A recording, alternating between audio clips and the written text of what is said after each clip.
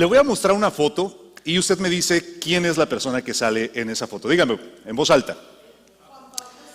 El Papa Juan Pablo II, uno de mis personajes favoritos en la historia. Cuando yo nací, el Papa ya era Papa, ya había sido Papa por 2 años. Y siempre me fascinó ver a esta persona, ver su trabajo, su trayectoria. Si usted no conoce su historia, yo le invito a que la conozca. Digo, tan bien me caía el Papa, que a ver si reconoce la siguiente foto.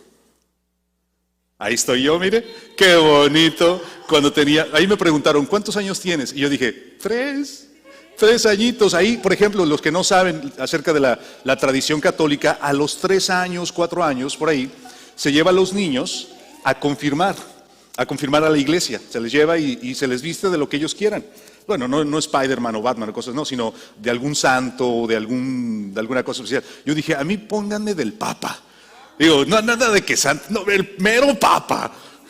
Y me vistieron del Papa y ahí estoy, me preguntaron, ¿cuántos años tienes? Pero porque siempre lo he admirado, me llamaba la atención, me parecía muy curioso que fuera en un carro y saludando a las personas y me parecía un personaje muy, muy interesante, muy carismático. El Papa Juan Pablo II llegó a ser Papa simplemente por la gracia de Dios, así lo ponemos, porque 33 días después de haber instalado al Juan Pablo I, se murió. Y al morirse el Papa, los concejales, obispos, arcobispos, ¿cuál es el siguiente que sigue? Cardenales, gracias. Ay, beso. Cardenales, los cardenales se juntaron en el Vaticano y seleccionaron al siguiente Papa, que fue este Papa polaco. Imagínate nada más, esto fue en el 78. Desde Cristóbal Colón, desde 1492, no se escogía un Papa que no fuera italiano. Todos tenían que ser italianos. Entonces, este hombre fue escogido por su carisma, por su conocimiento, doctorado en filosofía, hablaba 12 idiomas, recorrió el mundo entero siempre proclamando un mensaje, la paz, la importancia de la paz. ¿Por qué me llamó tanto la atención Juan Pablo II? Porque era un símbolo de la paz. Por ejemplo, cuando llegó a ser Papa, se disculpó en varias ocasiones por las atrocidades que hizo la Iglesia Católica durante la Edad Media. Se disculpó, por ejemplo, por la Inquisición. Ningún Papa se había disculpado antes. Se disculpó, por ejemplo, de que durante el tiempo de los nazis, la Iglesia Católica no fue más activa en evitar las masacres. Se disculpó, por ejemplo, se disculpó por esto, no lo vas a creer, pero se disculpó porque la Iglesia castigó a Galileo Galilei cuando dijo que la Tierra, el Sol no giraba alrededor de la Tierra, sino que la Tierra giraba alrededor del Sol. La Iglesia dijo, ¿por qué dices esas herejías? Es el Sol el que gira alrededor de la Tierra, y lo mataron. Bueno, el Papa se disculpó por eso. Todo mundo lo amaba, todo mundo lo quería. Lo veías en la televisión y te sacaba una sonrisa, porque era un hombre que siempre traía un buen micrófono, siempre traía un buen micrófono, nunca le fallaba. Entonces, es muy interesante. Ahora, personalmente, creo que lo que más me llama la atención o me llamó la atención de este hombre fue que siempre proclamaba que no importaba si era iglesia bautista o iglesia católica o iglesia protestante. Lo que importaba era que fuéramos una iglesia, que creyéramos en Cristo. Para mí eso es, ahora que soy adulto digo, wow, esto es algo muy radical. Este hombre se arriesgó a hacer algo que nadie estaba dispuesto a hacer, ni los evangélicos ni los católicos, a vernos como una sola familia. Su mensaje siempre fue, la iglesia es un movimiento, muchas gracias, aquí lo voy a tener su mensaje siempre fue, la iglesia es un movimiento, la iglesia no es una organización. La iglesia es un movimiento, la iglesia no es una organización. ¿Cuál es la diferencia? Bueno, es que una organización se rige por estatutos, se rige por normas, se rige por reglas, se rige por jerarquías.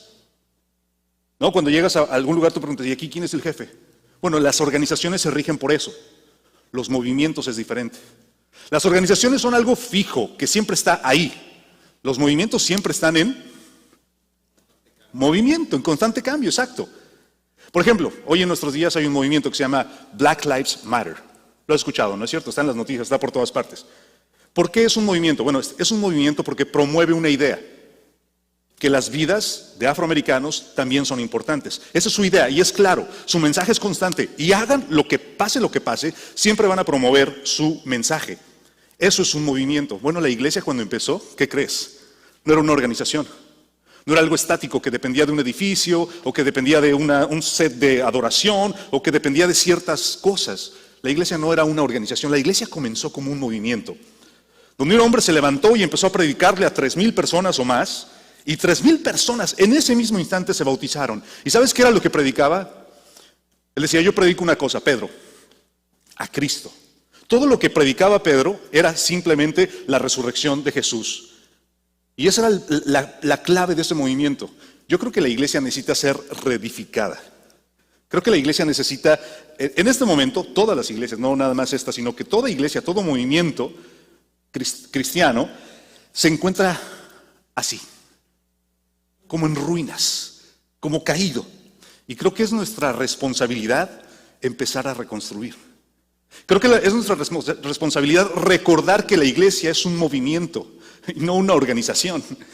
Recordar que estamos llamados a predicar ese mensaje, a vivir ese mensaje y recordar constantemente ese mensaje, que Cristo resucitó y que vendrá entre las nubes a recoger su iglesia. Y eso es lo que movía a la primera iglesia, es lo que nos debe de mover a nosotros ahora. Entonces, hoy te quiero presentar brevemente 4 cosas, 4 principios que podemos hacer para restaurar la iglesia, para reedificar la iglesia. Hoy es esta idea, reedificando la iglesia. La próxima semana será otra área que tenemos que reedificar, probablemente el área personal. También tenemos que reedificar el matrimonio, tenemos que reedificar muchísimas cosas que están en ruinas. Y que creo que al estudiarlo con esta serie podríamos obtener buenos resultados. Entonces, pero antes de eso déjame leerte un pasaje. Está en Mateo 16, ya conoces bien la historia, bien la conoces. Dice que cuando Jesús llegó a la región de Cesarea de Filipos, les preguntó a sus discípulos, ¿quién dice la gente que es el Hijo del Hombre? Entonces los discípulos se pusieron a contestarle, a responderle. Bueno, unos dicen que eres Juan el Bautista. A Juan el Bautista lo habían decapitado. No sé si te acordarás, lo decapitaron. Otros dicen que eres Elías.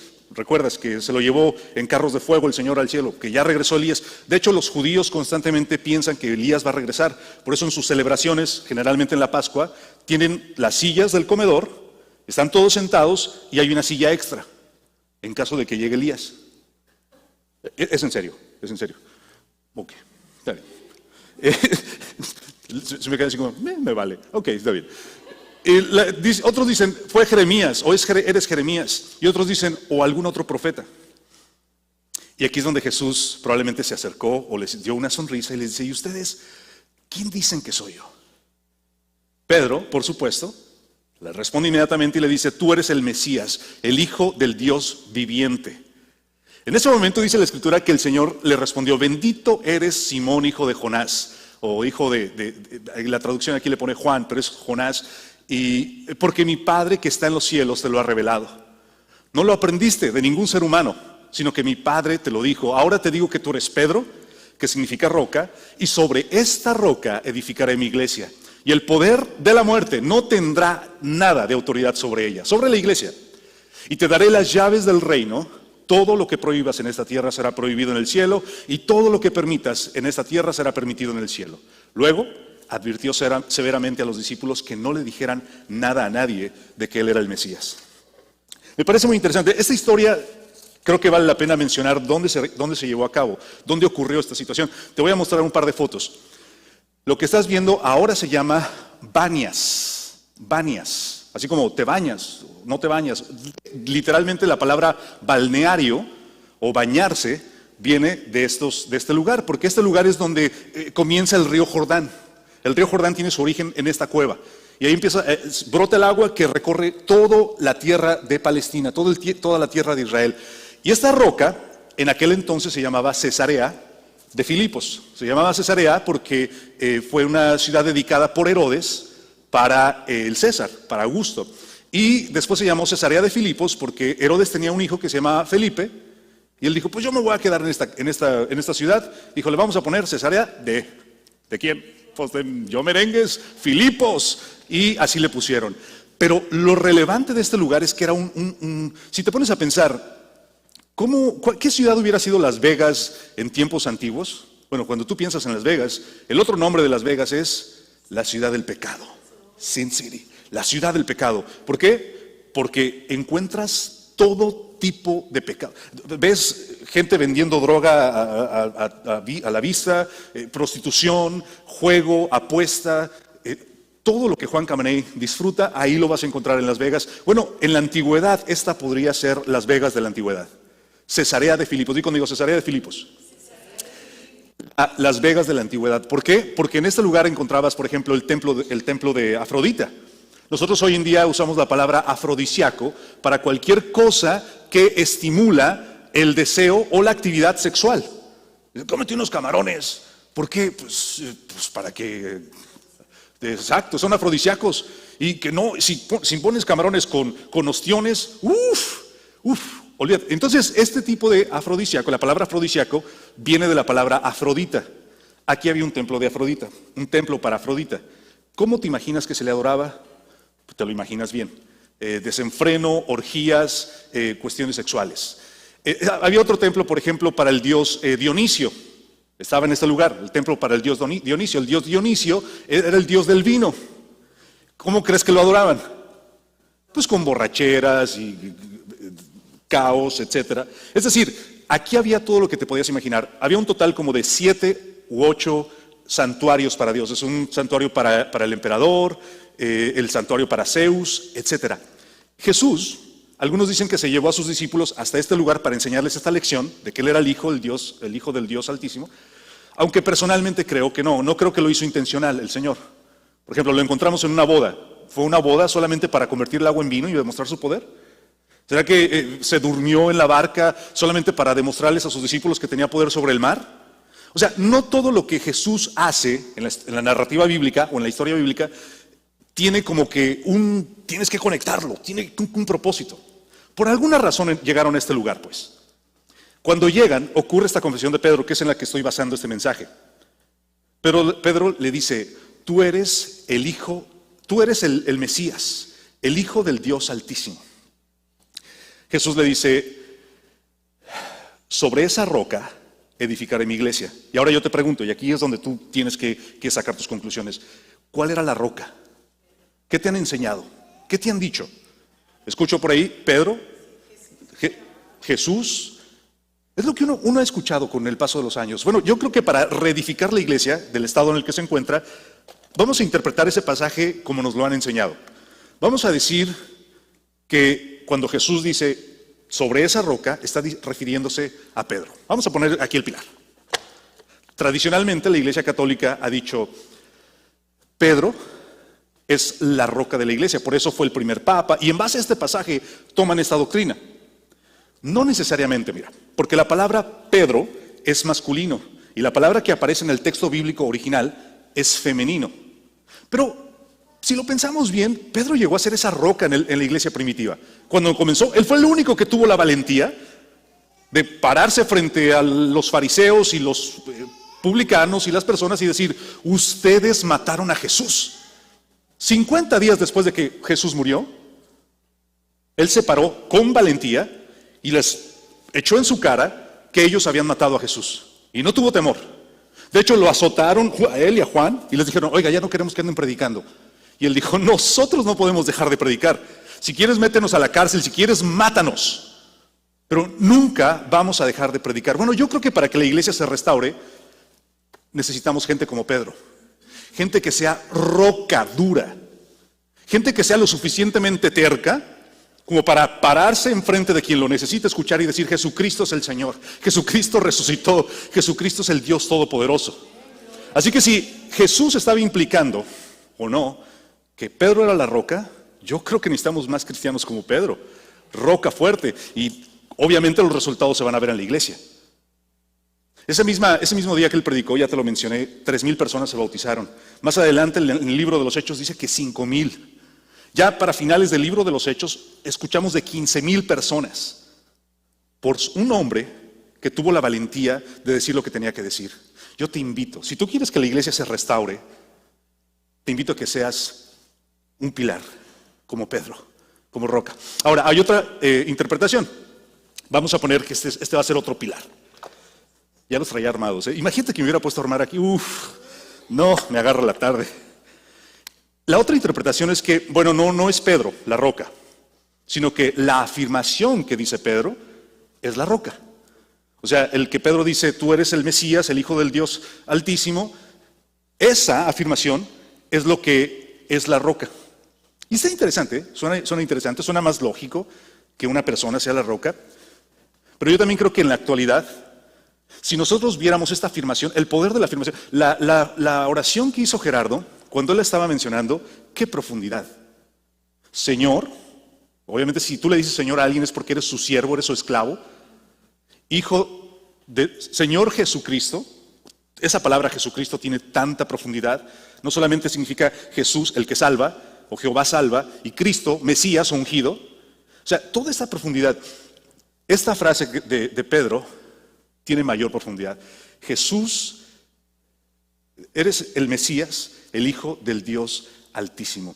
Yo creo que si nosotros nos recordáramos esas palabras todos los días, veríamos nuestros problemas, veríamos nuestras dificultades desde otro ángulo. Sí, es cierto, tengo problemas, tengo dificultades, tengo cosas que enfrentar todos los días, pero Jesús es el Hijo del Altísimo, Jesús es el Mesías y yo soy su siervo, por lo tanto voy a estar bien. Yo soy su sierva, por lo tanto voy a estar bien. Esta frase yo creo que si las iglesias lo recordáramos más, créeme que tendríamos otro pilar para reconstruir, reedificar la iglesia. Cuando recordamos y comprendemos que Jesús es el Mesías. La iglesia primitiva no predicaba otra cosa que no fuera que Jesús era el Mesías.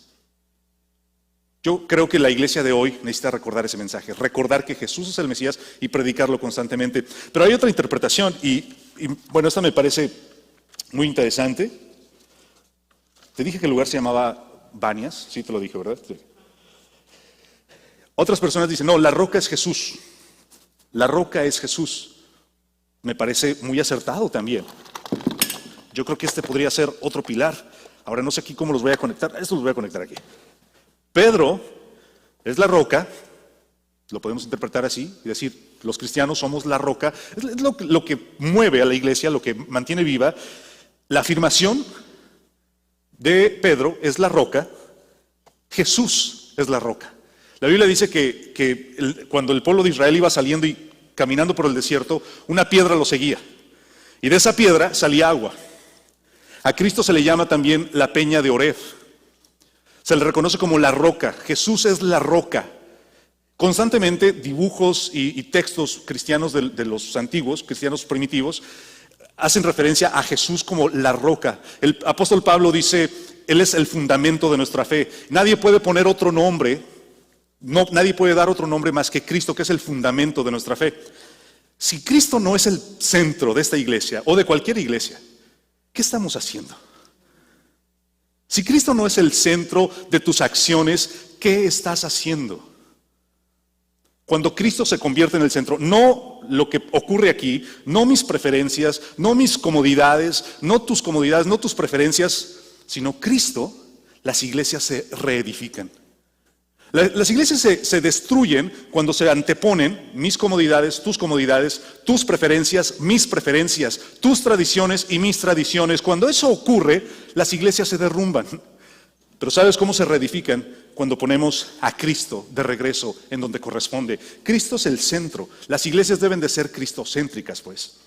Y hay una última interpretación que esta no la has escuchado nunca, porque creo que la voy a patentar. La siguiente forma, bueno, te mencioné que ahí en Banias o en Cesarea de Filipos fue donde ocurrió esto. Bueno, ese lugar era el santuario del pecado. Yo creo que al decir Jesús, la roca, ¿cómo fue que dijo? Sobre esta roca edificaré mi iglesia. Pienso que a lo mejor el Señor volteó a ver esa roca gigante. Si está por ahí alguna foto de la roca así, de la cueva grande, tal vez vista de lejos, te vas a dar cuenta que es una piedra gigante. No, es otra. No, eso es un pilar. Pero hay cualquiera, exactamente. Esa foto que tú ves en pantalla es parte de una roca gigante. Yo pienso que, por favor, sígueme este pensamiento porque es muy personal y a lo mejor estoy completamente equivocado, pido disculpas. Pero creo que cuando Jesús le dice a Pedro, sobre esta roca edificaré mi iglesia, tal vez señaló esa roca. Porque no había otro símbolo del pecado más grande que esa. Y te digo una cosa, un salvador sin pecadores no puede ser salvador. Yo creo que cuando la iglesia se reedifica cuando comprende su misión, cuando comprende que no está nada más para que estemos juntos y listo, para pasar un buen tiempo y listo. No, la misión de la iglesia es rescatar precisamente a aquellos que viven en Cesarea de Filipos, aquellos que viven en el pecado, aquellos que no tienen esperanza. Yo creo que la iglesia que entiende eso es una iglesia que tiene su cuarto fundamento, que tiene su cuarto pilar. Una iglesia que entiende que todos somos Pedro, que tenemos que ser Pedro. Una iglesia que entiende que la afirmación Jesús es el Mesías es lo que le hace vivir, es lo que le hace palpitar el corazón. Una iglesia que entiende que Cristo debe ser el centro es una iglesia que podrá ser edificada, reedificada. Y una iglesia que comprende que los pecadores necesitan escuchar el mensaje. Una iglesia que entiende que el pecado es la razón por la que estamos en esta tierra, para hablar del Mesías, recordarles que Él es el Salvador y sobre todo darles el ejemplo de nosotros como creyentes. Yo creo que así tenemos el fundamento. Digo, no me voy a animar a ver, si nada más le ponemos así, vamos a ver si me sale una iglesia.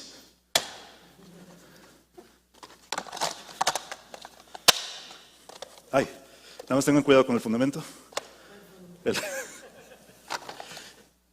Yo creo que de albañil sí, no creo que no la hago.